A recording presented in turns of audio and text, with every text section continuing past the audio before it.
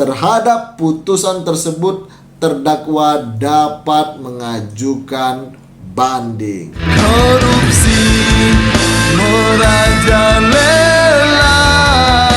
Hai guys, dari Jabgadang Bukit Tinggi bersama prajurit-prajurit TNI yang sangat gagah perkasa. Saya sampaikan, tonton terus video ini sampai akhir agar tidak gagal paham. Assalamualaikum warahmatullahi wabarakatuh. Salam Indonesia Jaya. Saudara-saudariku sebangsa, setanah air, dan saudara Indonesia dimanapun berada, berjumpa lagi dengan saya, Kapten Indonesia Oktobrian DSH, di program Kapten Indonesia Show, channel YouTube yang sangat informatif, inspiratif, motivatif, dan tentunya bermanfaat bagi seluruh rakyat Indonesia. Ada dua yang selalu saya ingatkan kepada seluruh rakyat Indonesia, saudara-saudaraku, yaitu kita semua harus melek hukum agar tidak menjadi mangsa hukum di negeri kita. Yang kedua, kita harus melek politik agar tidak menjadi korban politik di negeri kita tercinta ini, yaitu Indonesia. Kali ini saya ingin sharing tentang hukum, tentang penegakan hukum di negeri kita, yaitu tentang perkara pelanggaran lalu lintas. Dan tentunya dengan adanya video ini, saya ingin kita lebih mengerti lagi, lebih menyadari lagi bahwa kita harus taat dan patuh terhadap peraturan lalu lintas, terhadap rambu-rambu lalu lintas. Bagaimana KUHP mengatur tentang perkara pelanggaran lalu lintas. Proses pemeriksaan perkara sebagaimana menurut pasal 211 KUHP berbunyi bahwa berkas dikirim ke pengadilan negeri tanpa surat dakwaan. Ingat, tanpa surat dakwaan. Jadi berkas yang dikirim oleh polisi ke pengadilan negeri tanpa surat dakwaan. Perkara yang diperiksa menurut cara ini adalah perkara pelanggaran tertentu terhadap peraturan perundang-undangan lalu lintas jalan. Selanjutnya, menurut penjelasan pasal 211 KUHP yang berbunyi bahwa yang dimaksud dengan perkara pelanggaran tertentu adalah, yaitu A.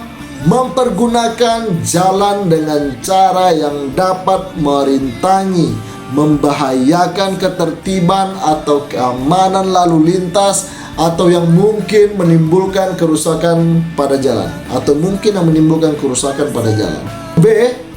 Mengemudikan kendaraan bermotor yang tidak dapat memperlihatkan surat izin mengemudi atau SIM, surat tanda motor kendaraan, surat tanda uji kendaraan yang sah, atau tanda bukti lainnya yang diwajibkan menurut ketentuan perundang-undangan lalu lintas jalan, atau ia dapat memperlihatkannya tetapi masa berlakunya sudah kadaluarsa. D. Tidak memenuhi ketentuan peraturan perundang-undangan lalu lintas jalan tentang penomoran, penerangan, peralatan, perlengkapan, pemuatan kendaraan, dan syarat penggandengan dengan kendaraan lain.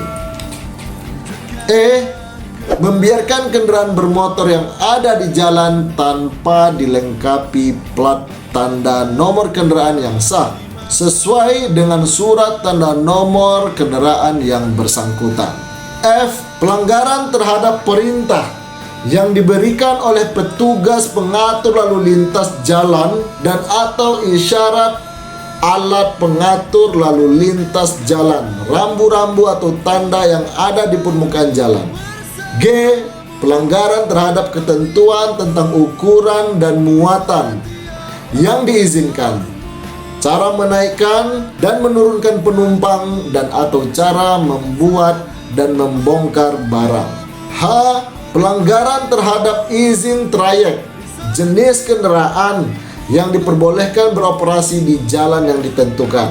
Sekarang kita masuk ke tata cara pemeriksaan terhadap perkara pelanggaran lalu lintas tersebut. Oke, menurut KUHP, Tata cara pemeriksaan terhadap perkara pelanggaran lalu lintas sebagai berikut. Yang pertama, menurut pasal 213 KUHP yang berbunyi bahwa terdakwa dapat menunjuk seseorang dengan surat untuk mewakilinya di sidang.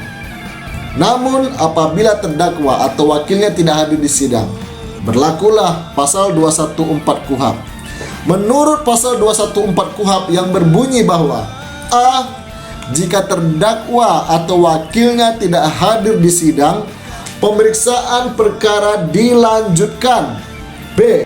Dalam hal putusan diucapkan di luar hadirnya terdakwa, surat amar putusan segera disampaikan kepada terpidana. C. Bukti bahwa surat amar putusan telah disampaikan oleh penyidik kepada terpidana diserahkan kepada panitera untuk dicatat dalam buku register. D. Dalam hal putusan dijatuhkan di luar hadirnya terdakwa atau first take dan putusan itu berupa pidana perampasan kemerdekaan, terdakwa dapat mengajukan perlawanan atau verzet. Dalam hal pengajuan verzet tersebut, maka menurut pasal 214 KUHP, A. Dalam waktu 7 hari sesudah putusan diberitahukan secara sah kepada terdakwa, ia dapat mengajukan perlawanan kepada pengadilan yang menjalankan putusan itu. B. Dengan perlawanan itu, putusan di luar hadirnya terdakwa menjadi gugur. Dan C. Setelah panitera memberitahukan kepada penyidik tentang perlawanan itu, hakim menetapkan hari sidang untuk memeriksa kembali perkara itu. D. Jika putusan setelah diajukannya perlawanan tetap berupa pidana sebagaimana dimaksud di atas, terhadap putusan tersebut terdakwa dapat mengajukan banding. Jadi itu tadi yang diatur oleh KUHP tentang perkara pelanggaran lalu lintas di negeri kita ini.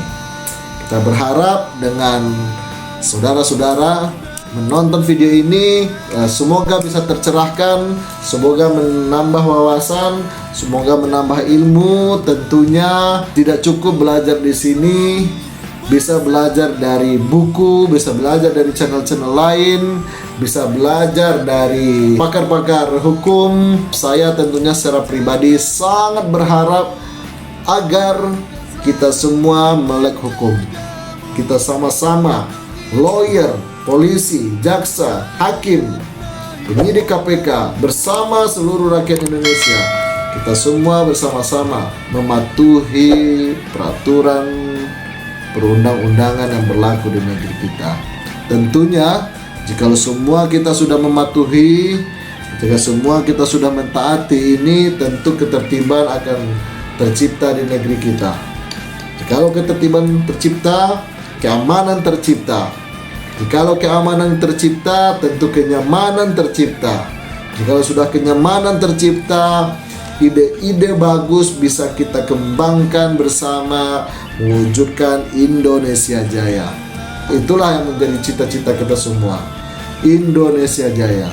Terima kasih sudah menonton video saya ini. Jangan lupa subscribe, like, komen, dan share video ini agar saya semangat berbagi terus tentang ilmu hukum, politik, dan lain sebagainya melalui channel ini. Semoga video-video saya bermanfaat bagi seluruh rakyat Indonesia. Mari kita sadar hukum, mari kita melek hukum, kita ciptakan Indonesia yang adil. Saya Kapten Indonesia Oktobriandi SH. Sampai jumpa lagi di video-video saya berikutnya. Salam Indonesia Jaya. Assalamualaikum warahmatullahi wabarakatuh. Mari bersatu seluruh rakyat Indonesia, melawan mereka yang tidak amanah. Nasib kita tak akan pernah berubah jika bukan kita yang merubahnya. Mereka tak peduli akan nasib bangsa ini. Mereka sibuk memperkaya diri.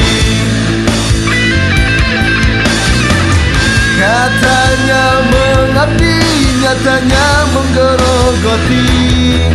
Mereka maling uang rakyat